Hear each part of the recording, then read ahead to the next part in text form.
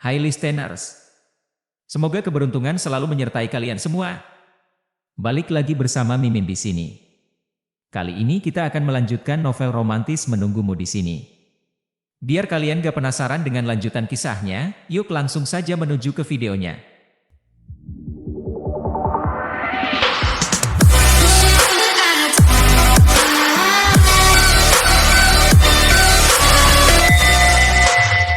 Pada hari berikutnya, Sukin bangun lagi di pagi hari, merasa jauh lebih baik, dan bersiap-siap untuk kembali ke Taman Palm setelah makan siang yang dimasak di rumah. Sebelum makan siang, ada tamu tak terduga di rumahnya, Jiang Yu. Setelah pertukaran singkat dengan Meng Yanchen, yang kemudian dan Xiao Yixia meninggalkan tempat tersebut. Fu Ening memanggil Sukin ke bawah untuk menyambut tamu mereka. Jiang Yu memeriksa Sukin dari atas sampai bawah, melihat bahwa dia telah kehilangan beberapa berat badan, dan bertanya, apakah pilekmu sudah membaik? Sukin menjawab, hampir sembuh. Terima kasih atas bunganya. Jiang Yu tersenyum dan berkomentar, apakah kamu selalu sopan seperti ini kepada semua orang? Sukin menjawab, sopan santun selalu merupakan sifat yang baik. Jiang Yu tidak sepenuhnya yakin. Melihat Sukin sibuk menggosok-gosokkan jari-jarinya dengan debu kayu, dia bertanya, apa yang kamu lakukan sebelum turun ke bawah? Sukin menjelaskan, aku sedang membuat ukiran kecil. Bisakah kamu masih mengukir? Jiang Yu terlihat terkejut. Bukankah batu masih kayu? Sukin memperbaiki. Bisakah aku melihat hasil kerjamu? Tentu saja. Kamar Sukin luas, lengkap dengan area duduk khusus dan pemisah layar yang memisahkan itu dari kamar tidur. Meja kerjanya dihiasi dengan patung-patung kecil hewan, bunga, dan tanaman, masing-masing diukir dengan teliti menyerupai bentuk aslinya. Jiang Yu memeriksanya dengan sangat antusias satu persatu. Sukin duduk di meja, mengambil salah satu ukiran yang belum selesai dan peralatannya, lalu berkata, aku tidak akan membuatmu bosan. Jiang Yu menjawab, baiklah, aku akan menghibur diriku sendiri. Di tengah eksplorasinya, tiba-tiba Sukin mengajukan pertanyaan langsung, apakah kamu suka padaku? Sambil berbicara, dia terus mengukir tanpa mengangkat kepala. Tak terduga, Jiang Yu berhenti sejenak, kemudian berpikir sebentar sebelum menjawab, aku memiliki beberapa kesan yang baik, tapi bukan cinta. Sukin mengangkat pandangannya dan bertanya dengan tegas, akankah kamu mempertimbangkan untuk menikah denganku? Jiang Yu menggaruk kepala, tanpa merasa malu. Sejujurnya, aku mempertimbangkan pernikahan. Menemukan orang yang tepat lebih penting daripada siapa orang itu. Ini patut dicontoh, tapi aku tidak bisa. Sukin tersenyum dan kembali mengukir. Aku memiliki seseorang yang aku pedulikan. Jiang Yu bersandar di meja, mengambil anak kucing kayu, dan bertanya, apakah orang tuamu menentangnya? Memang. Apa yang akan kamu lakukan? Jiang Yu penasaran. Sesaat lupa bahwa mereka sedang kencan buta. Pertanyaan ini membuat Sukin terdiam. Di ruangan ini semalam, Xiao Yixia telah mendengarkannya, menatap langit-langit untuk waktu yang lama, dan akhirnya mendesah, kenapa tidak mencoba? Kamu tidak akan menemukan kedamaian kecuali kamu mencoba. Bahkan jika kamu memberikan yang terbaikmu, dan bahkan jika berakhir buruk, mungkin kamu akan mendapatkan beberapa pemahaman saat kamu kembali dan mengikuti keinginan ibumu. Bukankah itu merupakan bentuk penerimaan? Meskipun kata-katanya sederhana, Song Yan menolak. Juga, di ruangan ini bertahun-tahun yang lalu di sebuah Sabtu, Meng Yanchen telah marah-marah dan menghalanginya di rumah, mencegahnya mengunjungi Song Yan. Dia telah merayu, berdebat, dan mengulanginya, berkata, aku berjanji pada Song Yan bahwa aku akan datang hari ini untuk berkumpul. Dia tahu Song Yan marah, tapi jika dia pergi menemuinya, dia akan memaafkannya. Jika dia tidak pergi, sesuatu akan salah. Meng Yanchen telah menghalanginya di dalam rumah dan mencegahnya pergi. Dia bahkan sampai harus kabur dari lantai 2 dengan memanjat keluar jendela dan menuruni pohon. Tapi sekarang, segalanya tidak sebegitu mudah. Sukin tidak akan terburu-buru ke sisi Song Yan seperti yang telah diusulkan Xiao Yixia. Song Yan tidak akan setuju, dan hubungan mereka hanya akan semakin memburuk. Apakah dia benar-benar ingin memahami situasinya dan apa yang harus dilakukan setelah mendapatkan pemahaman itu? Semuanya membutuhkan proses. Terlalu banyak berpikir sebelum bertindak terlalu sedikit. Sekarang, aku akan mencoba tidak terlalu banyak berpikir dan hanya menjadi diriku sendiri. Sukin menatap Jiang Yu dan berkata, aku ingin melakukan apa yang membuatku bahagia, biarkan segala sesuatu terjadi dengan alami, dan lihat kemana jalan itu akan membawaku. Kembali ke Taman Palm, Sukin duduk sendirian di balkon, merokok sebatang rokok. Di bawahnya, Jalan Wufang dipenuhi dengan aktivitas, sementara Taman Palm tetap tenang. Dengan dedaunan yang berwarna kuning di musim gugur. Setelah selesai merokok, dia menghubungi kepala rumah tangga untuk menanyakan biaya rumah tangga, termasuk air, listrik, gas, pemanas lantai, dan biaya properti tinggal, dan mencatatnya dengan cermat. Selama beberapa bulan terakhir, dia telah melunasi semua biaya telepon, perawatan mobil, bahan bakar, pakaian, makanan, tempat tinggal, transportasi, dan kebutuhan sehari-hari sekali lagi. Sukin, seorang wanita yang tidak terbiasa dengan pencatatan akurat, mendapati dirinya dihadapkan pada tugas yang menakutkan. Dia telah terbaring di atas meja kopi selama lebih dari 1 jam, mencoba mendekati pengeluarannya. Tidak berjalan dengan baik. Angka-angka itu tidak mudah dijumlahkan, dan kefrustrasiannya semakin meningkat. Dengan mendesah pasrah, dia mengakui kekalahan. Kehangatan rumahnya berlawanan dengan dinginnya perhitungan keuangannya. Ia gemetar sedikit, menggosok hidungnya, keadaan kurang tidurnya mulai mengambil tol padanya. Perakiraan cuaca menjanjikan langit cerah, dan dia bertekad untuk tidur dengan baik, pulih, dan mengunjungi taman hutan keesokan harinya. Sukin kembali ke kamarnya, menutup pintu, dan menarik gorden hitam tebal untuk membuat kamar menjadi gelap. Naik ke tempat tidurnya dan membungkus dirinya dengan selimut, dia menutup mata, rindu akan istirahat. Tidur ini terasa lebih nyaman daripada di rumah keluarga Meng. Tiba-tiba, sebuah sirene polisi melengking, mengganggu mimpinya. Dia bertanya-tanya mengapa dia bermimpi tentang sirene pemadam kebakaran lagi. Bau asap samar menambahkan kebingungannya. Mimpi ini terasa sangat nyata. Dia membuka mata, dan kamar gelap kecuali untuk lampu berkedip dan sirene di luar. Ini bukan mimpi, ada keadaan darurat yang sebenarnya sedang berlangsung. Dia meloncat dari tempat tidur, segera berpakaian, mengambil kunci dan ponselnya, dan menuju ke pintu masuk. Sirene pemadam kebakaran di koridor sangat menggelegar. Ini hari kerja, dan sebagian besar penghuni kemungkinan tidak ada di rumah. Sebelum dia bisa membuka pintu, ada ketukan keras, diiringi oleh suara seorang pria. Ada orang di dalam sana. Itu Song Yan. Jantung Sukin berdegup kencang, terkejut. 2701, ada orang di dalam ruangan, serunya. Dengan cepat membuka beberapa kunci pengaman, dia membuka pintu. Halo, kami adalah... Song Yan berhenti sejenak ketika melihat wajahnya, lalu melanjutkan, pasukan pemadam kebakaran Shilitai. Ada kebakaran di unit di bawah, 2601. Karena ini adalah dupleks, kebakaran di lantai bawah terlalu intens. Penghuni menyebutkan ada anak-anak di dalamnya. Kami berencana untuk mengaksesnya dari balkon Anda. Apakah itu baik-baik saja? Sukin melangkah ke samping, jantungnya masih berdebar kencang. Silakan masuk. Terima kasih, Song Yan menjawab, sejenak menatapnya. Dalam situasi kritis ini, dia tidak punya ruang untuk berpikir ekstra. Song Yan memberi isyarat kepada anggota timnya yang ada di belakangnya. Beberapa petugas pemadam kebakaran masuk ke rumahnya, bergegas ke balkon untuk menyiapkan tali, sementara yang lain meletakkan selang air di ruang tamunya, dan Xiao Ge membuka hidran pemadam kebakaran di koridor. Song Yan memerintahkan, panggil perusahaan air untuk meningkatkan tekanan air di jalur ini. Xiao Ge mengiyakan, baik. Song Yan membawa alat pemadam kebakaran dan berbicara kepada dua anggota timnya, Tong Ming, Fen Yang, kalian berdua ikuti saya ke bawah.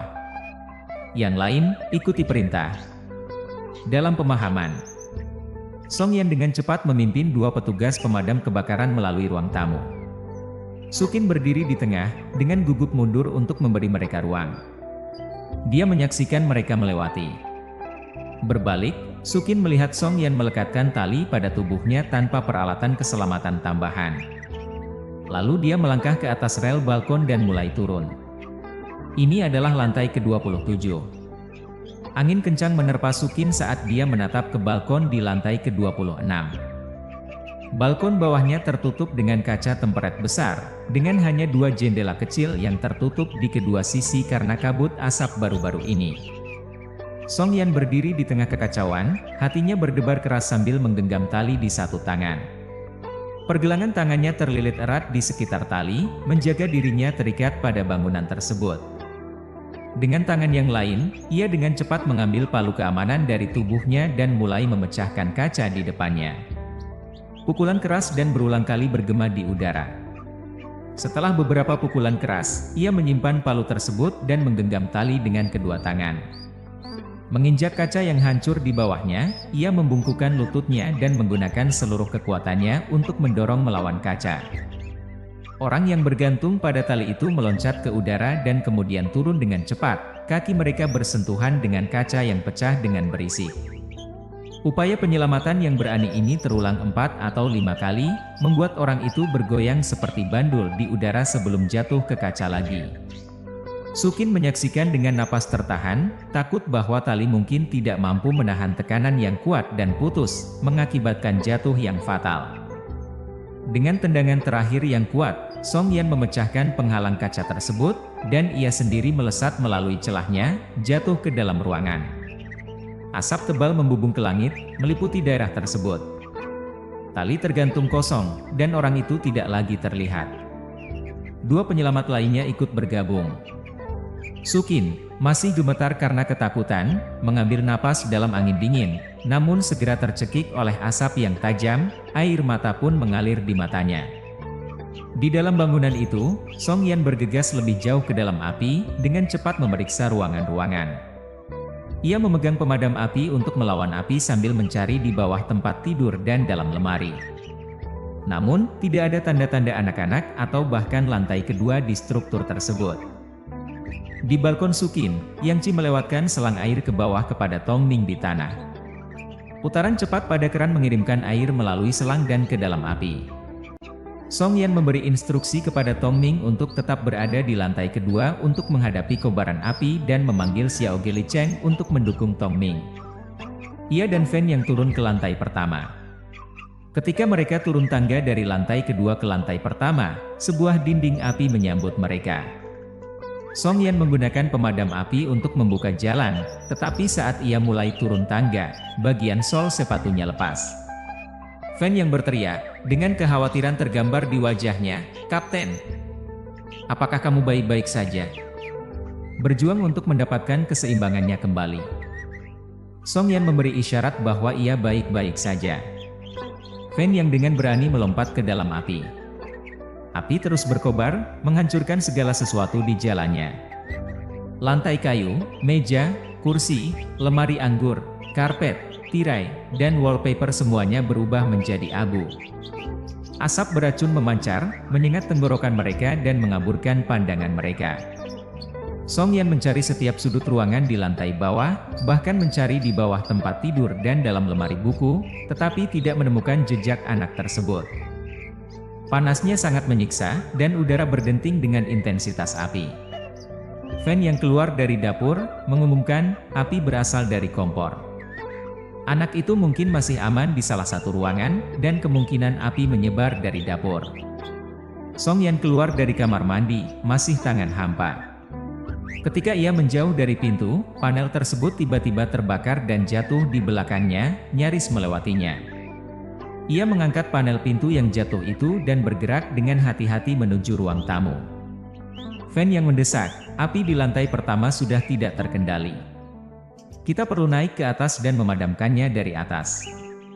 Song Yan bertekad untuk menemukan anak tersebut terlebih dahulu, mengangkat sofa dan mendorongnya ke atas ke langit-langit.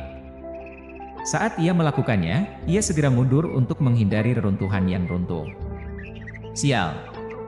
Fan Yang, suaranya terasa terbebani oleh panas dan kelelahan, memohon, mungkinkah anak itu naik ke lantai atas?